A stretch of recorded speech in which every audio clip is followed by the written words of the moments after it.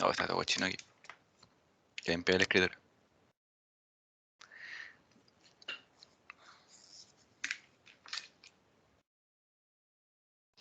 Ya, entonces ahora lo que vamos a ver, y lo como les comentaba, les he repetido ya infinidad de veces, el núcleo de la materia que vamos a ver para el segundo certamen es escurrimiento en tubería, ¿ya? Y es una aplicación que se ve en todos lados. Si ustedes se van, por ejemplo, a un libro de mecánica de fluidos, eh, la aplicación, podríamos decir, no sé si industrial, pero la aplicación en la vida real más trabajada en los libros de mecánica de fluido es el escurrimiento en tuberías, porque al final es una cuestión que es sumamente útil. Imagínense, por ejemplo, qué harían si no existiese sistema de tubería, pues, cómo llega el agua a, a sus casas, cómo se riegan las plantas, ¿no es cierto? Cómo se limpian, no sé, pues, em, cómo limpiamos si una manguera, ¿no es cierto? El patio, cómo limpiamos el patio si no una manguera, una cosa así. Em, ¿Cómo calefaccionamos? Por ejemplo, los edificios grandes no utilizan una estufa como nosotros en las casas. Pues, no sé, pues, no sé qué utilizarán. Nosotros acá yo tengo una estufa a parafina y estufa a leña. ¿Ya? Pero los edificios más grandes utilizan radiadores. Pues. Esos radiadores tienen una caldera y esa caldera mueve agua caliente, o sea, perdón, calienta agua y una bomba mueve el agua a través de un sistema de tuberías que pasa por radiadores, etcétera. Eso lo deben ubicar. ¿Ya? Entonces, esta aplicación, el tema de escurrimiento en tuberías es algo que es sumamente importante y que se encuentra en todos lados. ¿Ya? En particular, como dice ahí en la diapo, en sistemas de calefacción y enfriamiento y en redes de distribución de fluidos. Por ejemplo, las empresas, por ejemplo, como la celulosa, ustedes se van a Nueva Aldea, ustedes pueden ver cómo están todas las tuberías ahí que mueven fluido de un lado, de un extremo a otro de la planta. Entonces es algo importante. Otra cosa que tenemos que tener presente es cómo se mueven estos fluidos. Estos fluidos no se mueven solos, pues tienen que tener alguna forma, algún mecanismo que los mueva, ¿ya? Y eso puede ser, por ejemplo, al final es una forma de energía, ¿ya? Puede ser, por ejemplo, que ustedes saquen el fluido de una posición elevada, por ejemplo, en los tanques de la gente que vive en el campo. Eso se extrae agua de un pozo, se utiliza con una bomba y se lleva a un tanque que se encuentra elevado. Ahí lo que se hace es que se toma el agua y se eleva hasta una posición más elevada, otorgándole energía potencial. Y después cuando se quiere extraer agua, se utiliza esa energía potencial para hacerla escurrir a través del sistema de tubería. ¿Ya? Y otro mecanismo para mover el fluido es tener un elemento mecánico que le entregue esa energía.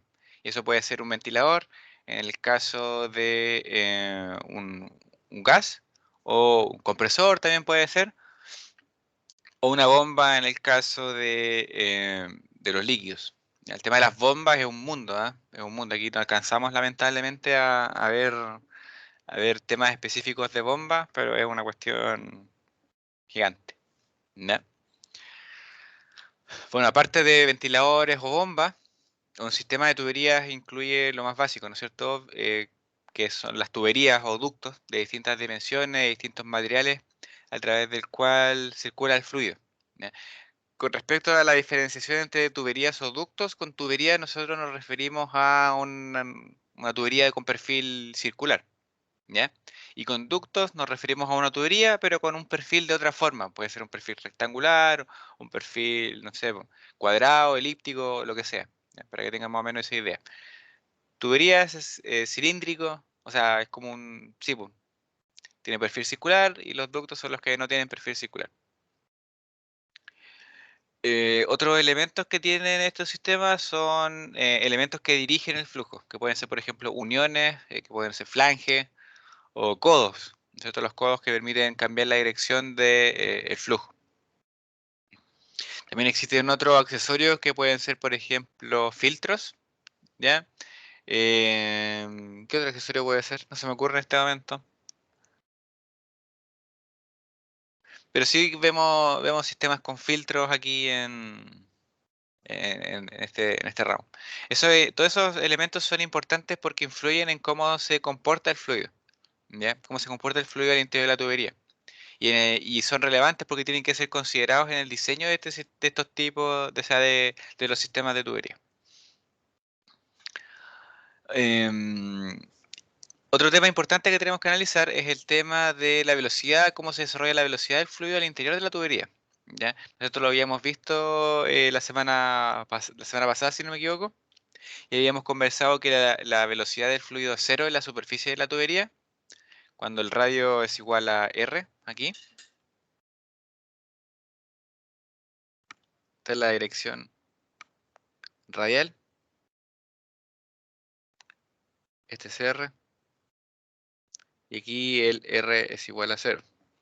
Habíamos dicho que cuando el radio es igual al radio interior de la tubería, la velocidad es cero producto de la condición de no deslizamiento. También habíamos dicho que la velocidad alcanza su máximo en el centro de la tubería cuando el radio es igual a cero.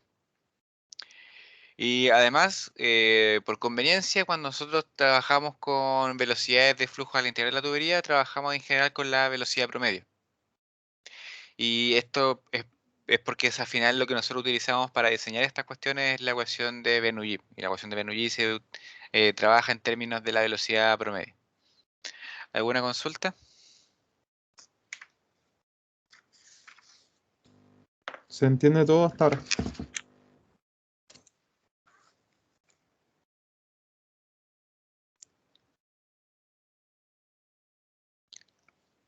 Entonces, ahora consideremos un sistema como, bueno, es más fácil explicarlo en régimen normal porque hay un laboratorio de esta cuestión.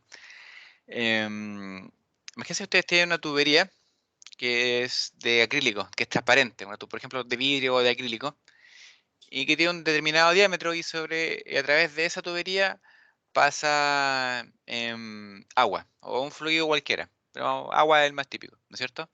Y nosotros después en la tubería hacemos un pequeño hoyito, ¿ya?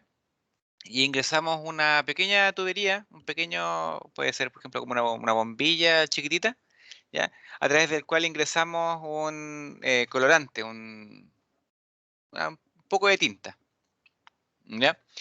Y ese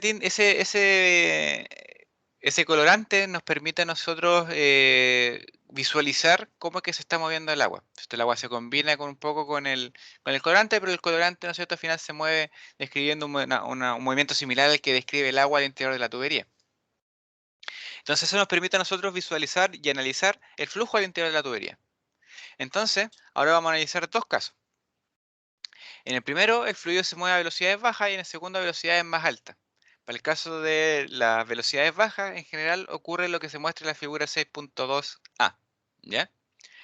Cuando tenemos velocidades bajas, después vamos a ver que esto depende de otros factores, puede ser, por ejemplo, o el fluido es muy viscoso o el diámetro de la tubería es muy pequeño, nos vamos a tener que el fluido escurre en forma de líneas de corriente suaves y paralelas. ¿Ya? Eso quiere decir que el trazado que deja el colorante es recto. ¿Ya? Y por lo tanto, todo el fluido se mueve de forma relativamente similar. Cuando esto ocurre, nosotros decimos que el fluido está en régimen laminar. ¿Ya? Ahora, si nosotros procedemos a aumentar la velocidad, nosotros podemos notar que va a ocurrir algo que es como lo que se representa ahí en la figura 6.2b. El flujo se vuelve caótico, se vuelve muy desordenado, ¿ya? Y existen fuertes fluctuaciones de velocidad, ¿ya? Ya no se mueven todas las líneas de flujo de forma paralela, sino que empiezan a haber mezclas importantes, mezclas significativas de fluido a medida que éste avanza a lo largo de la tubería. Y cuando esto ocurre, se dice que el flujo es turbulento. En la práctica, la mayoría de los flujos son turbulentos, ¿ya? Porque las cosas, ¿cómo es que se llama? Al final a nosotros nos interesa mover el fluido desde un punto a otro lo más rápido posible, entonces se tiende a utilizar velocidades más altas, ¿ya? Y se tienden a usar velocidades más altas y diámetros más grandes. Eso nos permite, ¿cómo es que se llama? Mover caudales más importantes. Entonces, en la práctica, la mayoría de los flujos son turbulentos. De hecho, nosotros, por ejemplo, a ver, no me acuerdo cómo era esto en el laboratorio, pero me acuerdo que en el laboratorio nos costaba a nosotros lograr el régimen laminar, no me acuerdo si eran, no, era al revés. Bueno, olviden lo último, se me había olvidado cómo era. Han pasado 2 años ya que vimos esa cuestión. Me acuerdo que Mex estaba trabajando en eso hay bueno, eso es lo que le comentaba antes, po. En el laboratorio de termofluido existe un sistema donde se puede hacer este mismo experimento en vivo, ¿ya? Y me acuerdo que Mex estaba trabajando en esta cuestión y había un problema. Y no me acuerdo cuál era ese problema. Pero que estaba relacionado con algo como esto. No me acuerdo bien la verdad.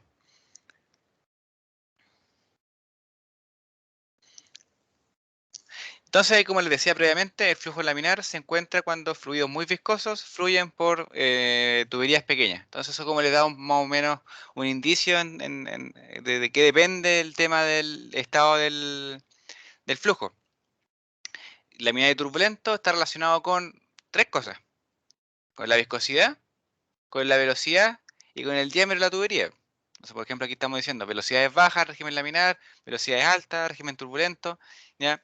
También entra en juego como la magnitud de la viscosidad, el diámetro de la tubería, si es más grande, más chico, etcétera. Entonces, son esos 3 factores que hay que tener presentes siempre cuando hablamos de flujo laminar y turbulento, ¿ya? Entonces, velocidad, diámetro de la tubería y viscosidad. Entonces ahora surge la pregunta. Bueno, ¿cómo es que se llama? Este estado del flujo, el régimen del flujo, si es laminar o turbulento, es sumamente importante en el modelamiento de los sistemas de tubería. Es muy útil que nosotros sepamos si el flujo está en régimen laminar o turbulento y qué tan laminar o qué tan turbulento, mejor dicho, laminar es más o menos lo mismo siempre, qué tan turbulento es. ¿Ya? Y para eso se utiliza el número de Reynolds. ¿Ya?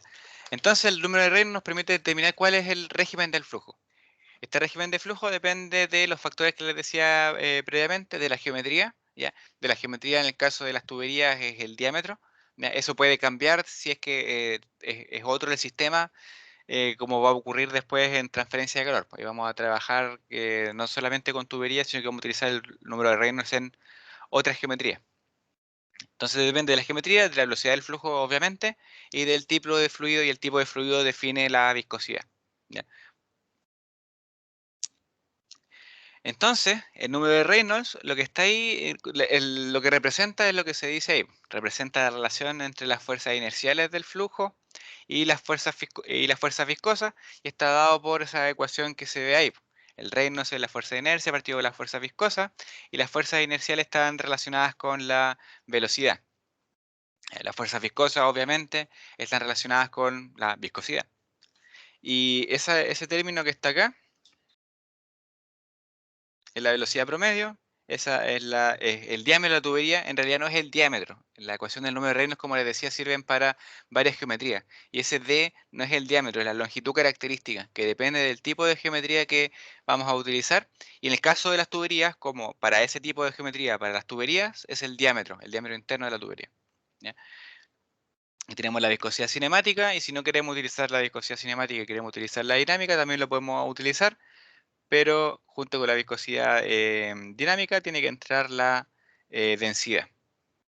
¿Ya? Entonces ahora piensen un poco en el tema de la razón entre las fuerzas inerciales y las fuerzas viscosas. ¿Qué querrá decir esa definición?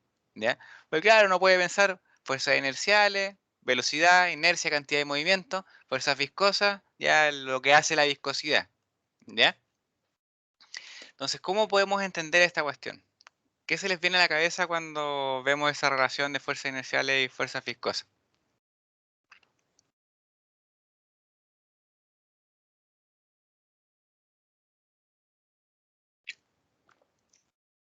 Ya, pensemos primero, ¿qué pasa si el número de Reynolds nos da muy grande? Si el número de Reynolds es alto, eso quiere decir que las fuerzas inerciales son muy grandes, que la velocidad es muy grande, ¿ya? Comparado con el efecto de las fuerzas viscosas. Al revés, si el flujo es laminar, el Reynolds tiene que ser bajo, ¿ya? Porque los esfuerzos viscosos son mucho más significativos y estamos trabajando con velocidades más bajas. Entonces, lo que hace el Hombre de Reynolds nos trata de mencionar qué tan grande, o sea, no sé si será la palabra correcta, pero qué tan significativos son las fuerzas inerciales, las fuerzas relacionadas con la velocidad, versus las fuerzas viscosas. Esto para que lo entiendan un poco tenemos que ver qué produce cada cosa. Entonces, a mayores fuerzas inerciales tenemos mayores velocidades. Nosotros sabemos que cuando tenemos mayores velocidades tenemos movimiento desordenado de flujo. ¿No es cierto? El flujo se mueve como se muestra ahí en la figura 6.2b. ¿Ya? Cuando tenemos velocidades bajas o al revés, fuerzas viscosas altas, el fluido se mueve de forma muy ordenada. ¿Ya? Entonces, al final, lo que hace la viscosidad o las fuerzas viscosas es tratar de mantener ordenado el flujo. Y lo que hace la velocidad, a medida que aumenta, es tratar de desordenarlo. ¿Ya? Entonces, cómo se comparan esas dos magnitudes determina al final cómo va a estar el fluido. Si las fuerzas viscosas son lo suficientemente grandes, comparadas con las fuerzas inerciales, el fluido va a permanecer ordenado. Pero si ahora las fuerzas inerciales empiezan a aumentar, la capacidad de esas fuerzas viscosas de mantener ordenado el fluido se ve disminuida y el fluido se empieza a desordenar. Esto podríamos pensarlo de una mamá con un cabro chico. Se me ocurrió en antes este ejemplo, que me preguntaba yo cómo le explico a, a los cabros esta idea. Imagínense que el cabro chico tiene las fuerzas inerciales, ¿ya? Y la capacidad de la mamá de mantenerlo, de hacer que se porte bien, de mantenerlo tranquilo, ¿no es cierto? Es las fuerzas viscosas, ¿ya? Si el cabro es muy desordenado, la mamá eventualmente se va a aburrir, ¿ya? Y el cabro se va a portar mal. Entonces la mamá pierde la capacidad de mantenerlo ordenado y el cabro se mueve en régimen turbulento, ¿ya? Ahora, si la mamá tiene más paciencia, ya y el cabro chico se porta más tranquilo, el cabro chico se va a portar en régimen laminar. ¿Ya? La mamá va a tener una, ¿cómo se llama? Una capacidad suficiente de mantenerlo bajo control, ¿ya? De tal forma que esté ordenado. Entonces ahí no sé si les hace sentido un poco esa analogía. Y todo eso se representa mediante el número de Reynolds. ¿Alguna consulta? Entonces, ¿se podría decir que la viscosidad controla la velocidad del fluido? No es que lo controle, sino que como que retiene un poco el efecto caótico que tiende a tener el fluido. Vale. ¿Es como la resistencia entonces o no? Claro, no, es que lo que pasa es que la resistencia no es una analogía uno a uno. Ah, ya, ya. No, no sé si será la resistencia la analogía. ¿Me dan un segundito, por favor? Voy y vuelvo. Necesito 5 minutos.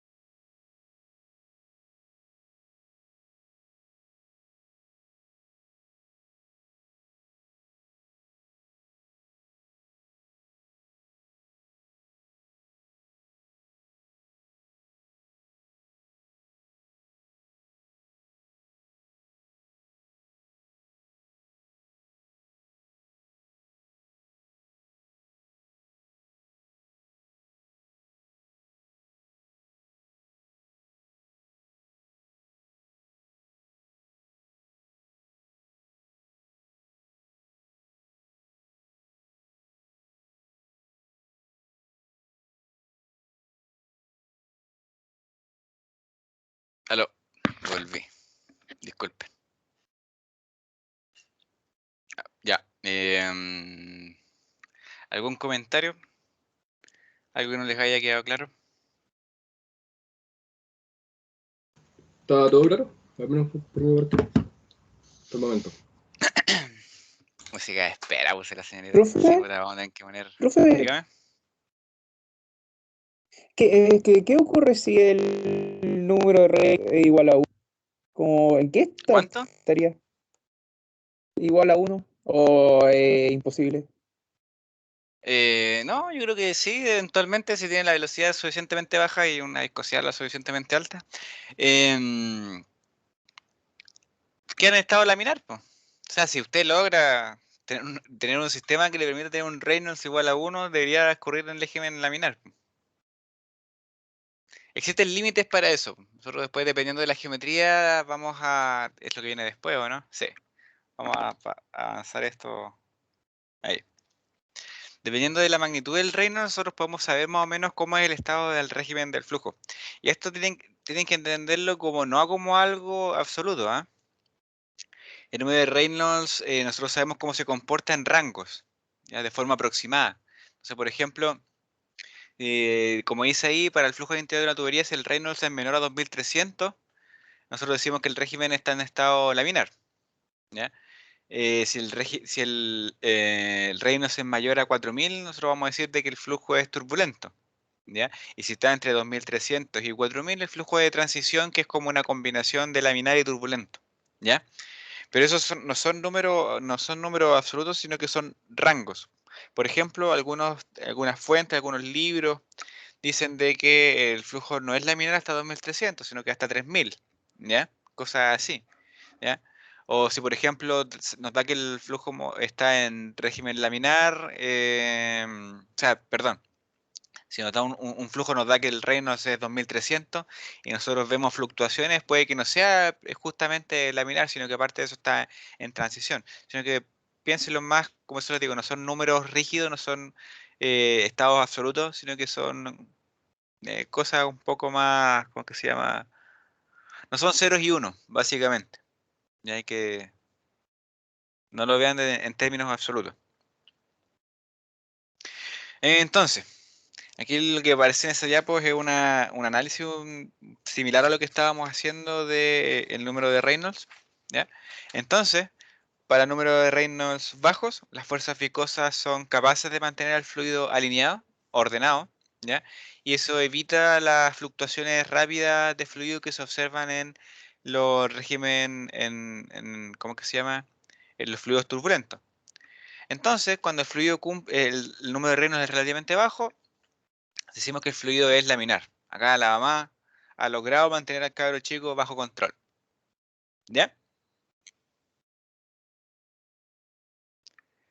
Esto, por ejemplo, algunos ejemplos de eso es cuando nosotros movemos un objeto a través del barro, por ejemplo. Nosotros vemos que el barro se mueve de forma relativamente ordenada, o cuando batimos un tarro de pintura o un pote con miel. Nosotros vemos que la viscosidad del flujo es relativamente alta, ¿ya? Bastante alta diría yo, del fluido, la viscosidad del fluido, perdón. Y en esos casos nosotros, aunque tratemos de mover, de introducirle cantidad de movimiento al fluido, sigue moviéndose de forma ordenada, pese a toda la energía que nosotros le estamos moviendo. Si hacemos lo mismo, por ejemplo, con otro fluido como puede ser agua, ahí nosotros vamos a ver que el fluido se empieza a mover de forma mucho más caótica, ¿ya? Por el contrario, cuando el número de Reynolds es relativamente alto, las fuerzas de inercia son grandes y las fuerzas viscosas en comparación son más chicas y no son capaces de mantener el fluido alineado o ordenado. En este caso, el cabro chico se comió un pedazo de torta y anda con mucha energía, mucha azúcar en la sangre y la mamá no es capaz de controlarlo. Y ahí decimos de que el fluido está en estado turbulento. ¿Ya? Y como les decía previamente, ejemplo de esto es básicamente todo lo que se les puede ocurrir que involucre el movimiento de un fluido, ¿ya? La gran mayoría de los flujos se encuentran en régimen turbulento.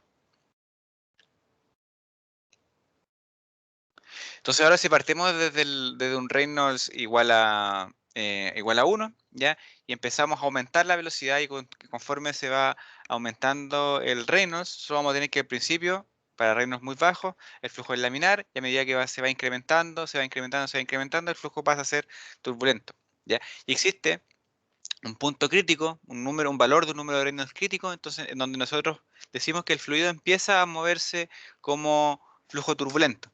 Y eso se llama Reynolds crítico. Ese valor de Reynolds crítico depende de la geometría, ¿ya? Y para el caso de tuberías con perfil circular, el Reynolds crítico es de 2300. ¿Ya? Cuando el fluido llega a un Reynolds de 2300, pasa empiezan a aparecer turbulencias, ¿ya? Y empieza a transformarse lentamente el flujo de régimen laminar a régimen turbulento. Esa transformación de laminar a turbulento no ocurre de forma abrupta, sino que ocurre de forma paulatina, ¿ya? Pasando primero de un régimen ligeramente turbulento, predominantemente laminar, a un flujo predominantemente turbulento, ligeramente laminar. En donde en el rango en que ocurre eso, se dice que el flujo está en estado de transición, ¿ya? Y para el caso de flujo al interior de tuberías circulares, el rango para el flujo de transición es Reynolds de 2300 a 4000. Sobre 4000 decimos que el flujo es turbulento. ¿Alguna duda?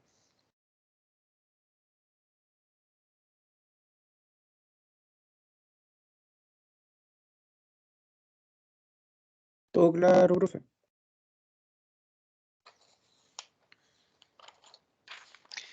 Entonces, como habíamos visto previamente, el Reynolds se calcula con esa ecuación de ahí, ¿cierto? La velocidad por el diámetro partido por la viscosidad cinemática. Eso es válido solamente para tuberías, pues. Entonces ahora podemos ver, por ejemplo, un caso en donde se varía la geometría y ya no tenemos una tubería, sino que tenemos otra cosa. Y en eso vamos a tener flujos sobre una placa. Entonces, esto es un ejemplo que creo que habíamos visto también en la clase anterior. Entonces aquí tenemos una placa y aquí se aproxima un flujo de aire con una velocidad B o velocidad C, ¿verdad? Que en este curso se utiliza C. C. ¿Ya? Y no, aquí así se desarrolla, esa es la capa límite que habíamos conversado. Ahí se desarrollan los perfiles de velocidad, etcétera. Nosotros queremos ver el estado de este flujo. Y para eso utilizamos el Reynolds, ¿cierto? El Reynolds es la velocidad por la longitud característica partido por la viscosidad, perdón.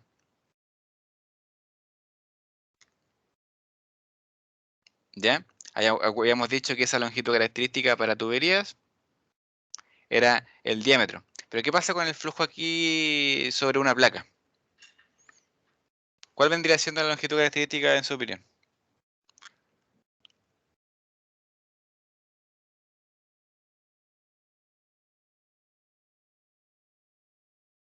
¿Por dónde se mueve el fluido, perdón? El fluido se mueve, esta es una placa en 3 dimensiones, la voy a dibujar en 3 dimensiones. ¿Ya? Ahí tenemos nuestra placa.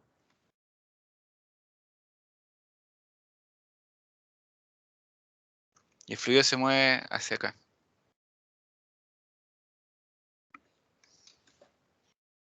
Y esta placa tiene aquí, esta dimensión la vamos a llamar L1. Y esta dimensión de acá la vamos a llamar L2. ¿Cuál creen que es la longitud característica? ¿El área de arriba? Es una longitud, no un área. Ah, ya.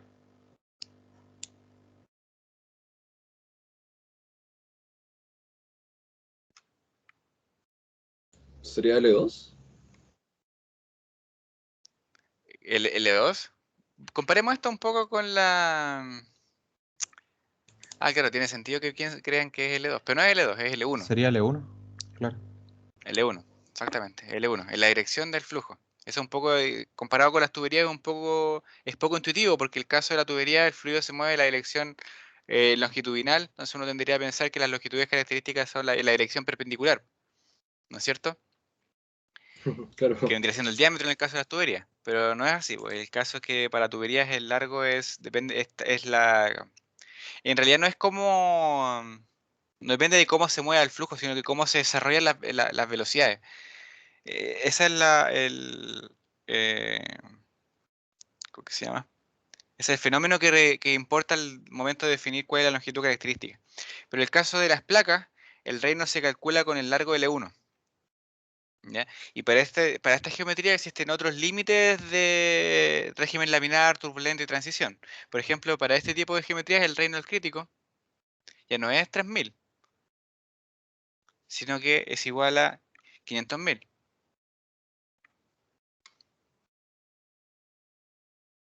¿Ya? Entonces eso quiero que lo tengan presente. Eso es tanto los valores límites para el Reynolds, esto que está acá,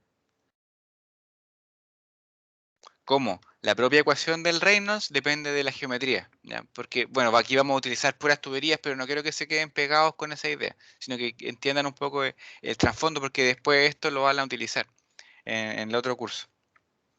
¿Ya? Entonces, para tuberías nuestra longitud característica es el diámetro. Pero, ¿qué pasa si tenemos tuberías que no sean de perfil circular? ¿Qué pasa si tenemos, por ejemplo, una tubería de perfil cuadrado o perfil rectangular? O en realidad de cualquier perfil. Entonces, para tuberías no circulares, el número de Reynolds se calcula empleando como longitud característica el diámetro hidráulico. Y este diámetro hidráulico se calcula mediante esta ecuación. ¿Ya? Donde A sub C es el área de la sección transversal de la tubería y B es el perímetro mojado.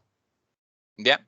Que al final es el perímetro de la tubería. Eso, perímetro mojado se dice porque hay tuberías que no están completamente llenas de fluido. Eso nosotros no lo vamos a ver en este curso. Entonces, aquí hay un pequeño error. SP no es P, es pi.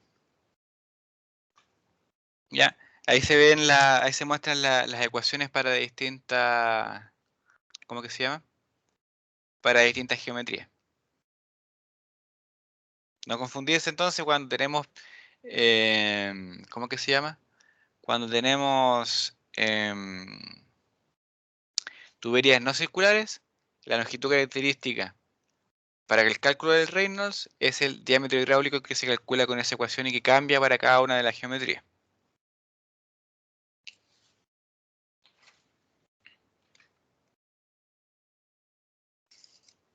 Entonces ahora vamos a analizar un poco cómo se comporta y con esto déjenme revisar un poco. ¿Alcanzaremos a ver eso? Sí, yo creo que sí, está relacionado con esto. Ya. Entonces ahora vamos a analizar un poco el tema del escurrimiento en tuberías con régimen laminar. Entonces ahora lo que vamos a obtener es, mediante el análisis que les voy a presentar, el perfil de velocidades. ¿Ya? Una ecuación para obtener la velocidad en función de la ubicación radial de cualquier punto al interior de la tubería. Entonces,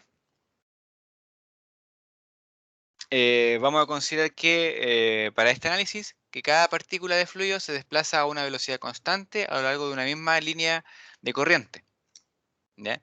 Eso quiere decir de que no existe movimiento en la dirección radial. Eso es algo que se impone a esta cuestión como el fluido se mueve en régimen laminar. En régimen turbulento eso no ocurre, porque sí existe movimiento en la dirección radial. Existe tanto la dirección longitudinal como la dirección radial. Además, se indica que no existe aceleración, ya que el sistema se encuentra en régimen permanente.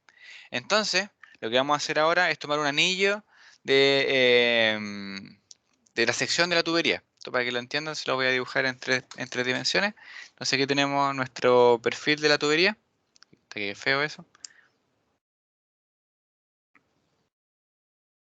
Ese es nuestro intento de tubería.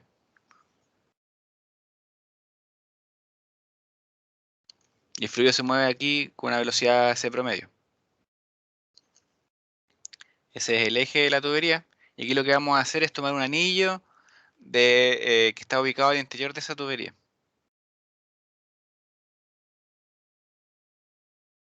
Ese vendría siendo nuestro anillo. Y eso hacia atrás tiene un ancho.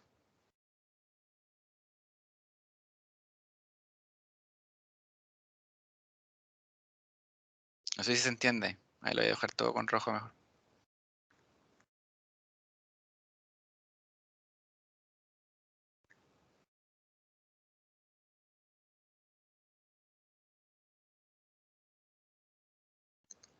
Y eso, si nosotros lo vemos, eso es una vista isométrica, ¿no es cierto? Si nosotros la vemos de lado, tenemos una cosa así.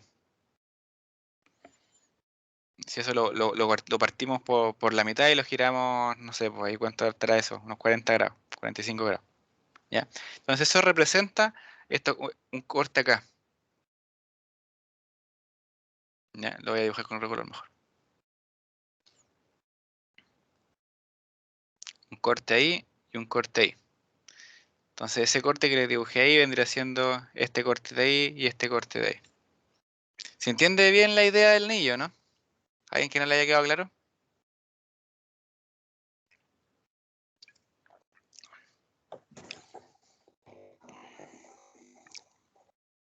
Veo muchos ok, así que vamos a avanzar. Ya, entonces, ahora lo que vamos a hacer es plantear el diagrama de cuerpo libre de esta sección de anillo.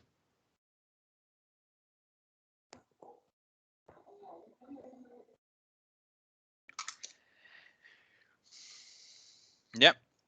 Entonces ahí nosotros tenemos que ver primero qué fuerzas existen actuando sobre ese anillo. Lo otro, el anillo, bueno, aquí unos términos de la ecuación diferencial.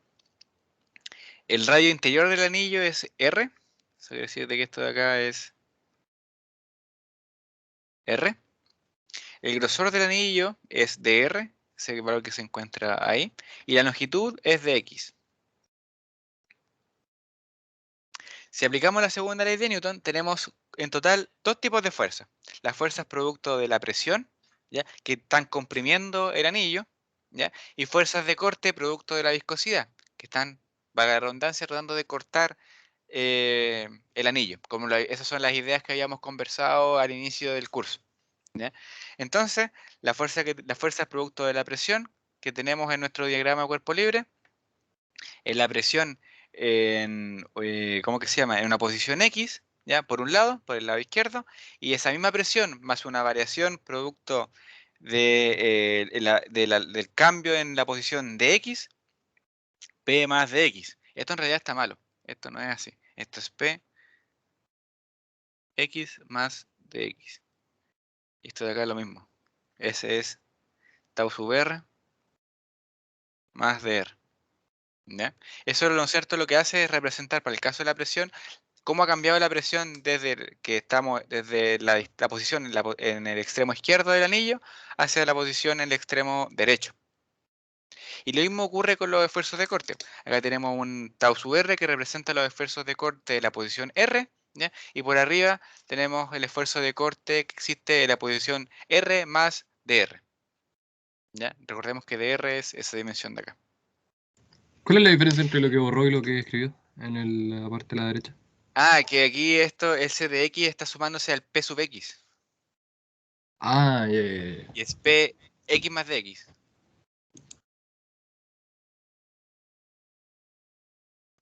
Entonces, ahora nosotros, aparte, como hemos identificado todas esas fuerzas, podemos aplicar la segunda ley de Newton en la dirección del flujo, que es la dirección X en este caso. Esa es la dirección X.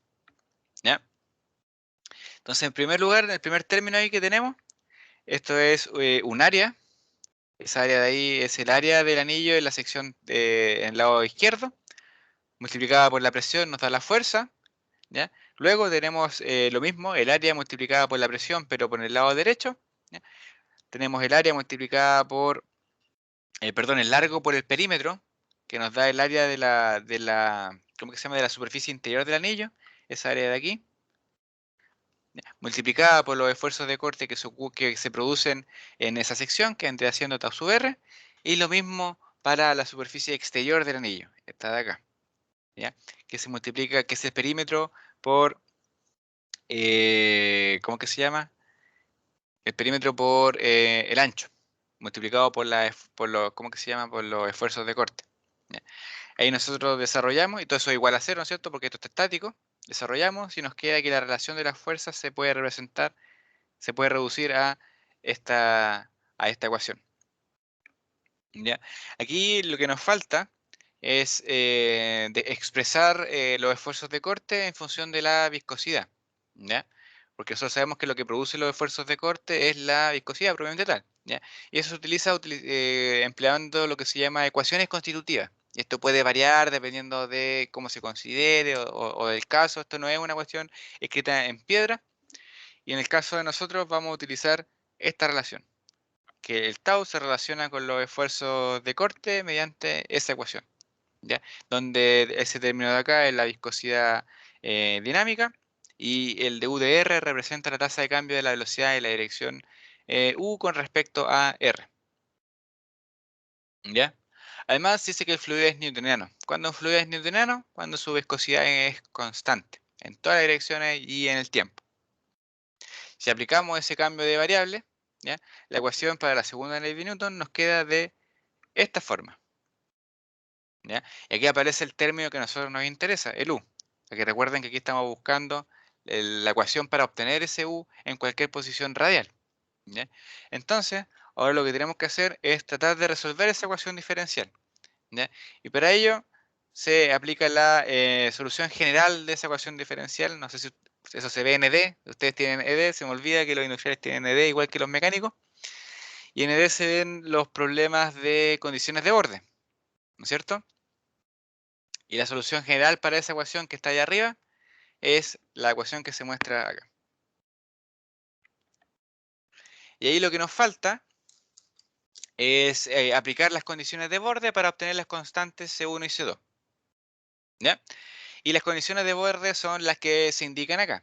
En primer lugar, tenemos esta condición, vamos a hacerlo al revés. Vamos a analizar primero esta condición de borde.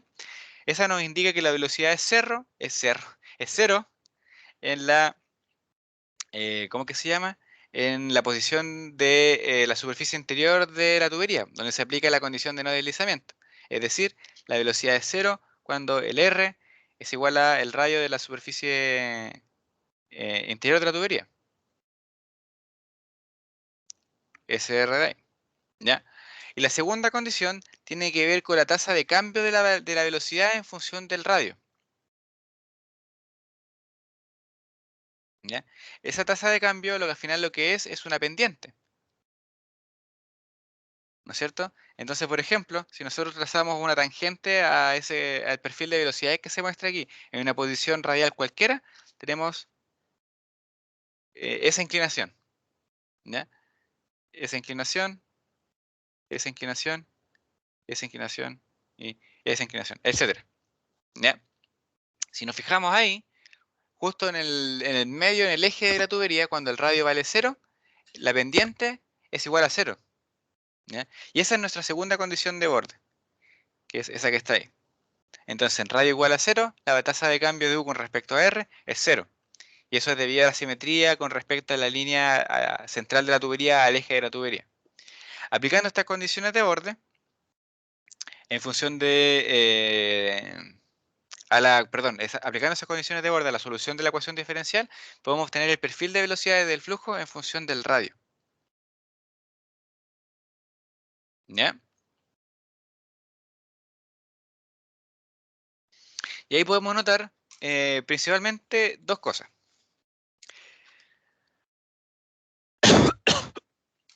Primero, es que el valor máximo de la velocidad se alcanza cuando el radio R es igual a 0. ¿Por qué? Porque este término se hace 0.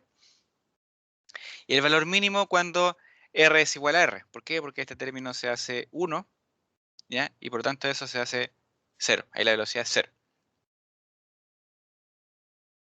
Además, se puede notar que el perfil de velocidad es parabólico debido a la forma de la ecuación, ¿ya?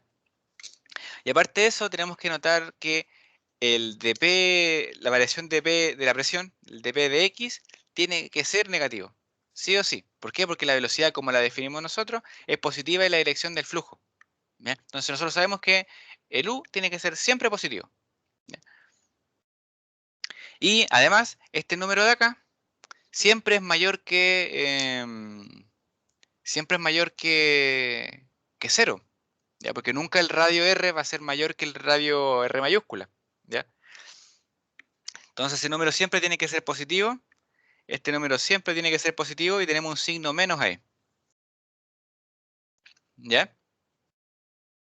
Y para que entonces el U nos dé positivo, este término de acá tiene que ser negativo, de tal forma que contrarreste ese signo menos que está ahí a la izquierda, ¿ya? Y al final eso lo que nos indica es que físicamente ese dP de X tiene que ser negativo y eso es así, Eso es, ¿cómo se llama? Es físicamente correcto. ¿Por qué? Porque conforme nosotros avanzamos en función de X, la presión sí disminuye, producto de los efectos viscosos, del roce. Se dispersa energía de flujo, ¿ya? La presión disminuye conforme el fluido se mueve a través de la tubería.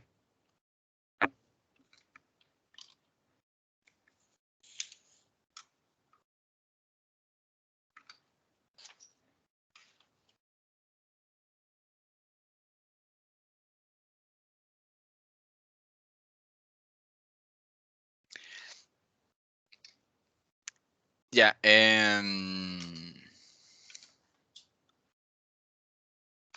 Lo otro que nosotros podemos hacer es dejar esta velocidad en función de la posición, ¿cómo que se llama? La velocidad en función de la posición radial en términos de la velocidad promedio. ¿Ya? Y eso se hace implementando un cambio de variables. Entonces, la velocidad promedio está definida por esta ecuación. Esa es la definición de velocidad promedio, que la vimos en la clase anterior, me parece. ¿Ya?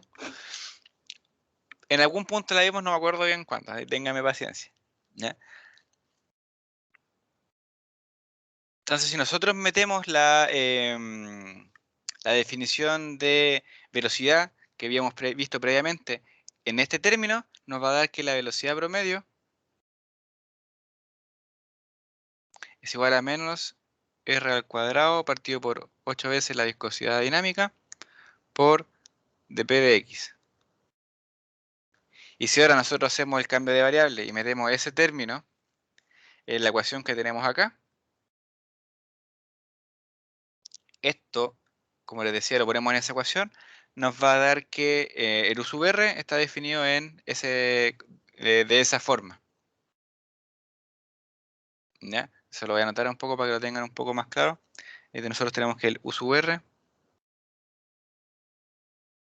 perdón, el U en función de R es igual a menos R al cuadrado partido por 4 veces la viscosidad dinámica por dp partido por dx. Eso es multiplicado por 1 menos R al cuadrado partido por R mayúscula al cuadrado. Entonces, este término de acá lo reemplazamos por ese de ahí y nos queda que el U sub R es igual a menos C prom, no, perdón, al revés. C prom multiplicado por 2, porque eso está dividido por 4 y eso está dividido por 8, entonces hay que multiplicarlo por 2, por 1 menos R al cuadrado partido por R mayúscula al cuadrado.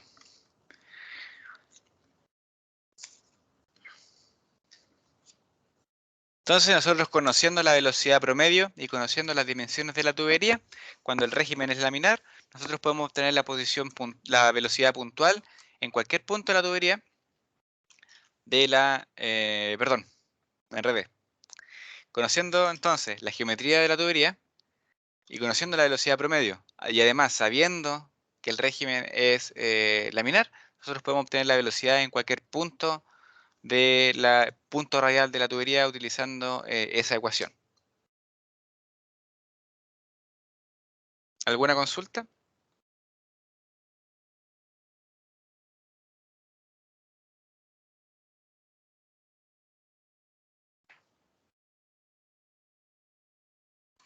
Y ustedes se preguntarán, profe, ¿para qué me sirve eso? ¿Ya? Y eso se utiliza para, ¿cómo que se llama? Para medir la velocidad al interior de tuberías. ¿Ya? Cuando el fluido está en régimen laminar. Eso es lo que vamos a ver ahora. Entonces, si se fijan, nosotros tenemos aquí lo que se llama, lo que yo le digo velocidad puntual. Esa velocidad puntual está relacionada con la velocidad promedio. Entonces, si nosotros obtenemos la velocidad promedio, podemos obtener la velocidad puntual, pero también, si obtenemos la velocidad puntual, podemos obtener la velocidad promedio. ¿Ya? Entonces, eso es lo que vamos a ver ahora.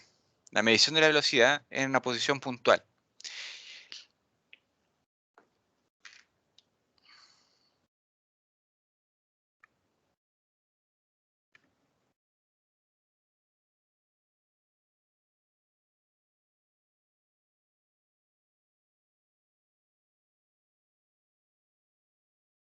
Ya.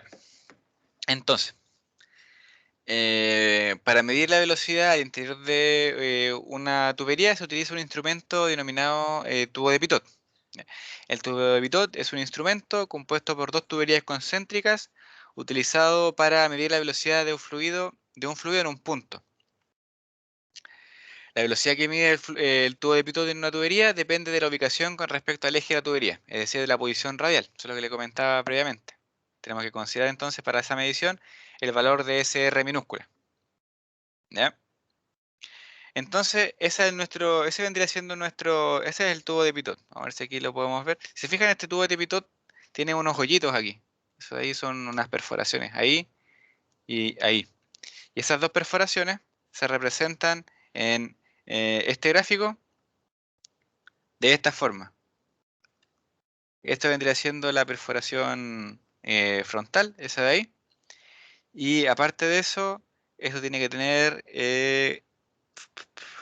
aquí no se ve bien, pero esto está abierto a la tubería. Eso vendría siendo esas perforaciones de ahí. Eso de ahí. Eso está abierto al agua, al fluido, perdón. Entonces lo que se tiene aquí son dos presiones distintas. Este tubo se ingresa al interior de la tubería y queda dispuesto de esta forma. ¿Ya? Con este extremo paralelo a la dirección del flujo. Entonces cuando el fluido se encuentra con el tubo de Pitot, en este punto, vamos a tener una medición de presión, ¿cómo se llama? Una medición de presión orientada a analizar la presión estática y la presión dinámica. ¿Ya? Y es por eso que este tubo está compuesto por dos tubos concéntricos, como dice ahí el enunciado. El primer tubo es el tubo interior, ¿ya? Que se representa aquí en esta cosita. Todo eso es un tubo interior cuyo extremo frontal está mirando, podríamos decir, al fluido de frente. ¿Ya? Si el fluido está acá, o lo que se representa acá también, si el fluido está ahí, esa es la dirección del flujo, esta cara de acá, que corresponde al extremo de la tubería interna, ve al flujo de frente. ¿Ya? Aparte de eso, tiene un segundo tubo, que es concéntrico al primero, y que se representa por toda esta zona de aquí. Este es el segundo tubo. Y ese segundo tubo tiene unas aberturas en su extremo. Esa abertura ahí y esa abertura ahí. Y ese tubo se encuentra con el fluido no de frente, sino que de costado. ¿Ya? Y las mediciones de presión que tienen cada uno de esos flujos, las presiones que actúan en esos puntos donde se encuentran los extremos de la tubería con el fluido es distinta. ¿Ya? Como esta cara que está ahí se encuentra de frente al tubo, lo que mide la presión que se tiene ahí en ese punto es la presión dinámica, el efecto combinado de la presión estática, ¿ya? Más el efecto de la velocidad. Por otro lado, el efecto que se tiene en estos tubos de acá, perdón, en esos agujeros de ahí, como está en la dirección, está paralelo a la dirección del flujo, como lo ve de lado, ahí lo que se tiene solamente el efecto de la presión termodinámica, de la presión estática. ¿Ya? Y estas dos tuberías que componen el tubo de Pitot se pueden conectar a un manómetro y en función de la lectura del manómetro nosotros podemos tener una relación entre esas presiones dinámicas y estáticas y que está relacionado, como vimos en la clase anterior, con la velocidad. ¿Ya? Entonces, así es como funciona físicamente el tubo de Pitot. Y ahora vamos a analizar un poco la ecuación de Bernoulli para poder relacionar el tema de las presiones. Entonces, nosotros sabemos que la energía se tiene que conservar sí o sí para el escurrimiento de este fluido. Por lo tanto, el Bernoulli en el punto 1 tiene que ser igual al Bernoulli en el punto 2. ¿Ya? Además, nosotros sabemos que la velocidad en 2 es 0. Por lo tanto, esta ecuación la vamos a utilizar para obtener ese C1, que es la velocidad, como les decía, en el punto 1, en el extremo frontal del tubo. Además, otra variable que tenemos que considerar es el delta Z. Ese delta Z, como ustedes saben, cuando se mide en un manómetro, puede afectar bastante la medición que se hace en el manómetro dependiendo de su ubicación con respecto al eje de la tubería. ¿Ya? Para el caso de los gases es despreciable, pero para el caso de los líquidos puede tener efectos significativos y que pueden ser relativamente molestos. Entonces, analizando un poco más el tema del manómetro, vamos a considerar que las presiones en 1 y las presiones en 2 son aproximadamente iguales. Es decir, de que esta cuestión está alineada con el eje del tubo de Pitot. ¿Ya?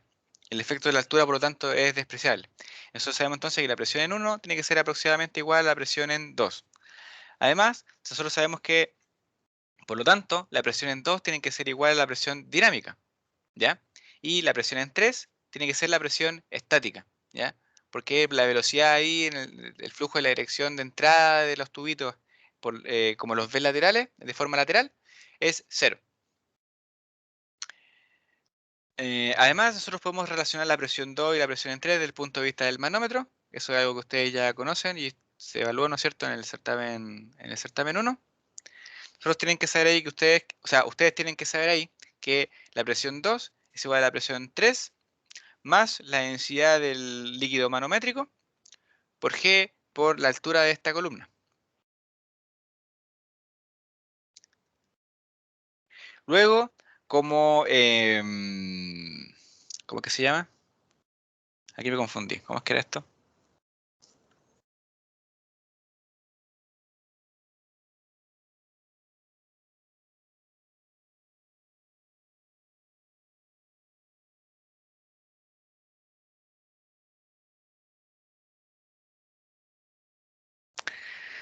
Esto es P2 menos P3. Ahí sí. Luego, P2 menos P3 es igual a la densidad del líquido manométrico por G por H. ¿Ya? Y aquí nosotros sabemos que P3 es igual a la presión estática, P2 es igual a la presión P1, igual a la presión dinámica, y eso se puede reemplazar en la ecuación de Bernoulli y se llega a esta ecuación que está acá.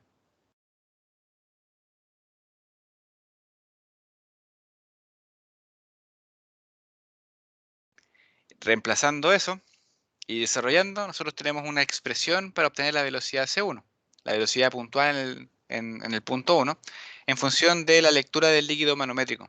¿Ya? Entonces nosotros instalamos el tubo de Pitot, medimos la diferencia de la altura h y obtenemos automáticamente la velocidad en la posición 1.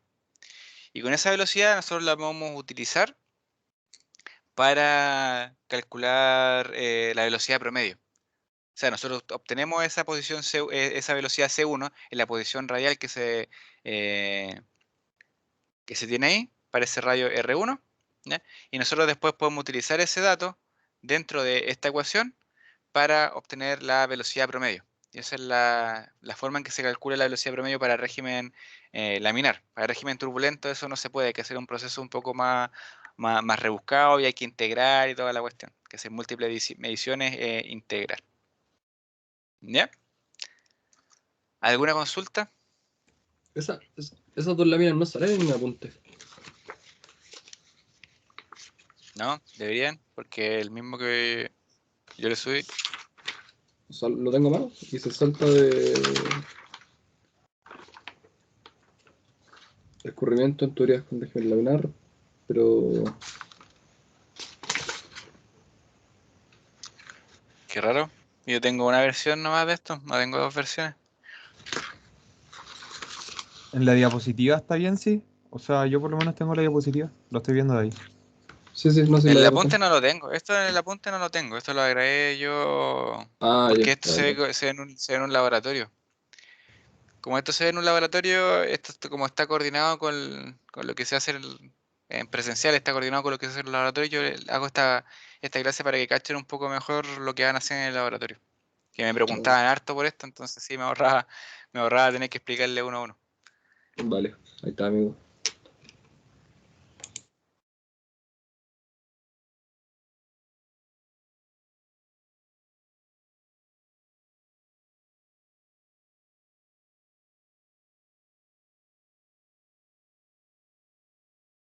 Estamos entonces, pues. Esta es la clase de hoy día. Mañana seguimos con Con lo que nos falta que ya nos metemos al tema de pérdidas de carga, caídas de presión. Oye, Eso José, ya es un poquito más... Dime. sé que me queda una duda con el P2 menos P1. ¿Qué Sí, ¿no representaba es eso? cierto? A mí también. A mí también creo que no es nada P2, esto es P3 menos P1.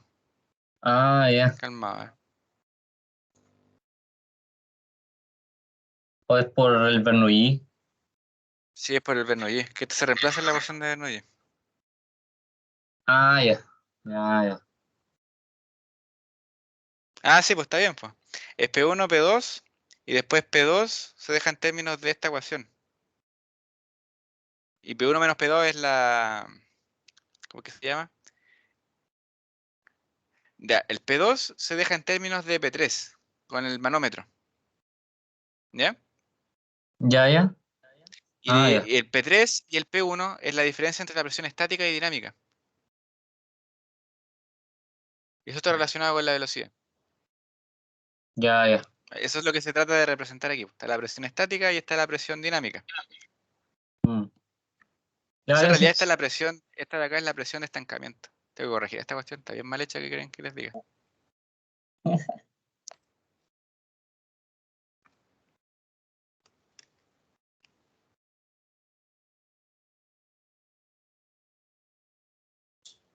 ¿Estamos entonces? Sí. Ya. Nos Entonces, vemos ¿queda entonces, chiquillos. Dígame. bien como P2 ¿Ah? menos P1? ¿O queda como P2 menos P3? No entendí muy bien. No, me parece que está bien. Vale. Otra consulta. ¿Hay fecha para la próxima práctica evaluada? No. Vale.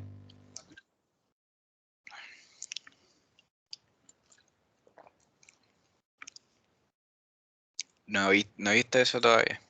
Pero avanzar un poquito más. Cuando empecemos con los ejercicios de los ayudantes, yo creo que les voy a dar la fecha de la práctica. El problema que tengo ahora es que lo que viene ahora, no sé cuánto nos iremos a demorar. No sé, por ejemplo, si mañana avanzamos mucho o poco, dependiendo de eso se definen lo que vamos a ir haciendo más adelante. Que falta harto, el capítulo 6 es bastante largo. Yo creo que mañana alcanzamos a ver pérdidas regulares, no pérdidas singulares. Sí, yo creo que necesitamos al menos dos o tres clases para ver lo que queda.